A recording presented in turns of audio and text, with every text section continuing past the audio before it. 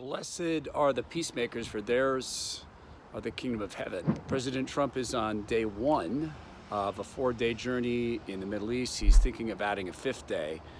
And what would it mean for the United States if a guy who I believe God selected to be a cultural wrecking ball is the guy who actually brings peace to the Middle East?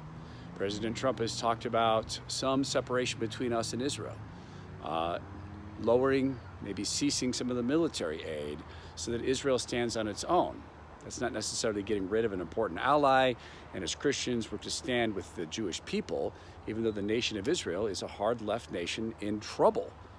But wouldn't it be fascinating if a guy who came in as a cultural wrecking ball was a guy who brought peace to the Middle East, and between Pakistan and India, and maybe even between Russia and Ukraine? What would it mean for the United States if it took a cultural wrecking ball to do that?